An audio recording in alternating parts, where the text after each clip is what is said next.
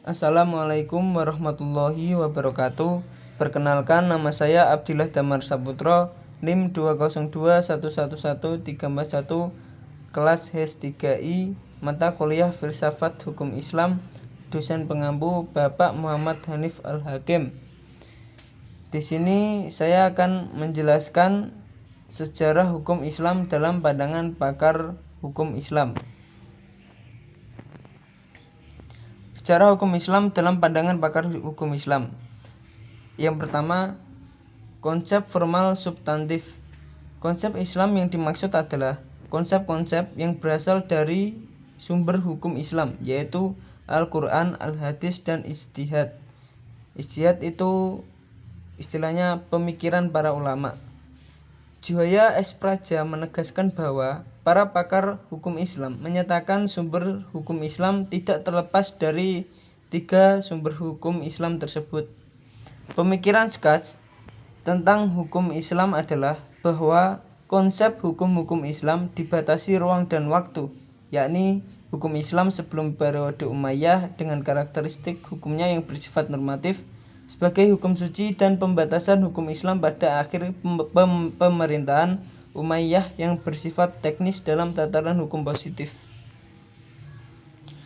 Pendapat senada di atas diungkapkan oleh Juhaya S. Praja bahwa penggunaan istilah fikih pada awalnya mencakup hukum-hukum agama secara keseluruhan, baik hukum-hukum yang berkenaan dengan keyakinan atau aqid maupun yang berkenaan dengan hukum-hukum praktis yaitu amaliyah dan akhlak.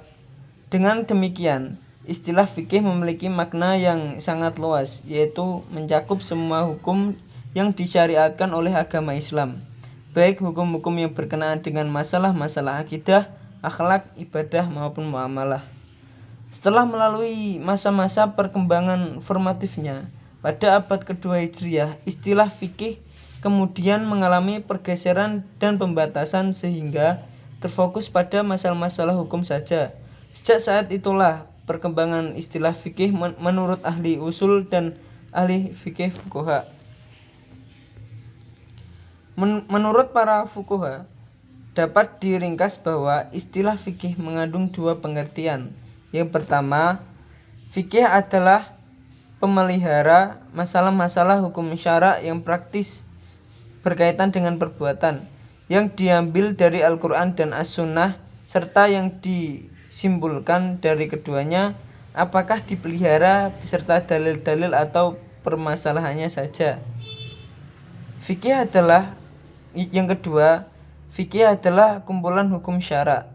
Dengan demikian, sejalan dengan pendapat-pendapat di atas, tampaknya terjadi mata rantai antara fikih dengan syara. Oleh karena itulah, dapat dipahami bahwa syariah adalah konsep substansial dari seluruh ajaran Islam, meliputi aspek keyakinan, moral, dan hukum. B. Konsepsi tentang sumber dan periodisasi hukum Islam. Skach berpendapat bahwa sumber hukum Islam pertama adalah tradisi masyarakat Arab pra-Islam atau hukum adat, bukan Al-Quran dan Sunnah Nabi Muhammad SAW, juga bukan sebagai sumber hukum Islam kedua setelah Al-Quran. Pemikiran ini didasarkan pada beberapa hukum adat yang dijadikan awal pembentukan hukum Islam. Tradisi adalah bagian dari syariah Allah itu sendiri. Artinya, tradisi Arab pra-Islam adalah bagian kecil dari syariah. Oleh karena itu, tidak benar menjadikan sesuatu sebagai bagian dari yang besar sebagai sumber hukum Islam. Selanjutnya, pemikiran Skach tentang Al-Quran hanya sebatas Al-Quran, hanyalah kitab saja. Dan pandangan itu jelas ditolak oleh ahli hukum Islam. Pemikiran Skach selanjutnya yaitu mengenai sunnah Nabi bukan sumber hukum Islam yang kedua, melainkan tradisi atau sunnah baik di Mekah, Kufah, Madinah, dan Irak. Beliau menyimpulkan bahwa tradisi dari Nabi Muhammad SAW, adat atau tradisi yang diterima oleh Nabi, dapat dihubungkan dengan tema dan hadis dalam praktiknya, mempunyai otoritas yang sama. Lalu, tiga aliran pokok dan keagamaan Mu'tazilah, Khawarij, dan Syiah meminjam istilah skaj, tentu memiliki metodologi yang berbeda dengan hukum terhadap hukum. Yang ketiga adalah konsep metode penggalian hukum Islam. Dalam menganalisis metode pemikiran hukum Islam skaj, penulis menggunakan beberapa pendekatan. Juhaya S. Praja menjelaskan bahwa karena hukum Islam berdimensi uluhiyah, dalam arti ia bagian dari agama, paling tidak ada 4 pendekatan yang harus digunakan dalam penelitian tersebut, yaitu pendekatan teologi, filsafat, sejarah, dan ilmu sosial. Pendekatan teologi penting dilakukan dalam meneliti hukum Islam, didasarkan bahwa teologi hukum hanya mencoba menjelaskan bagaimana sesungguhnya pria dan wanita berbincang tentang Tuhan saja, pembahasan Tuhan semata. Teologi meneliti aturan-aturan yang mengatur tentang syariah, fikih, dan yang lainnya, membedakan bentuk-bentuk ekspresi yang lebih baik dari ekspresi yang buruk, dan mencari definisi yang seimbang suatu kegiatan yang dicurahkan pada dunia ini. Yang kedua adalah pendekatan filsafat. Secara spesifik adalah filsafat hukum Islam. Pendekatan ini perlu digunakan sebagaimana dijelaskan oleh Juhaya S. Praja bahwa filsafat mempunyai tugas utama. Pertama, tugas kritis, yakni mempertanyakan kembali paradigma yang diambil dari Al-Quran dan Al-Hadis melalui pendekatan bahasa. Dan yang kedua adalah mekanisme hukum yang didasarkan pada tujuan-tujuan hukum atau filsafat hukum yang membahas dan merinci dasar-dasar moral keagamaan dari hukum. Dan yang ketiga adalah metode sejarah. Menurut analisis Suryono Sukanto, pada dasarnya metode sejarah ini masuk dalam mazhab sejarah dan kebudayaan sebagai mata rantai sebelum sosiologi hukum lahir dan mazhab sosiologikal jurisprudensi.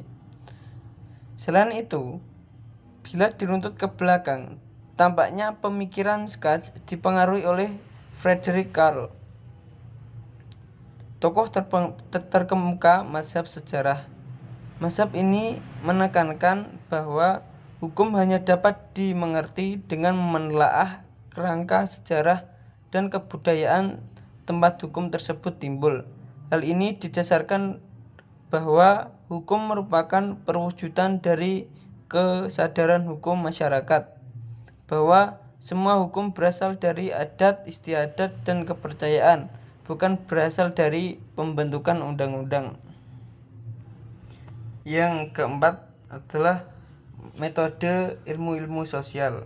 Pada metode ilmu-ilmu sosial ini ditekankan pada sosiologi hukum.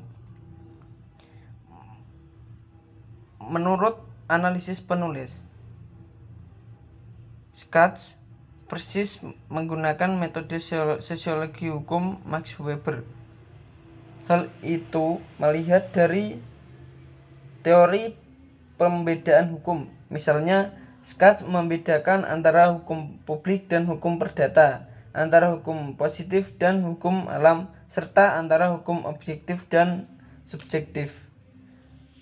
Berkaitan dengan hal tersebut, penulis mengutip pendapat Suryono Sukanto yang mengatakan bahwa pembedaan tersebut mengandung beberapa kelemahan sebagaimana yang telah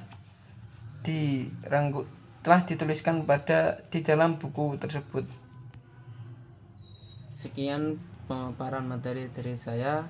Semoga materi tersebut bisa berguna bagi kita semua.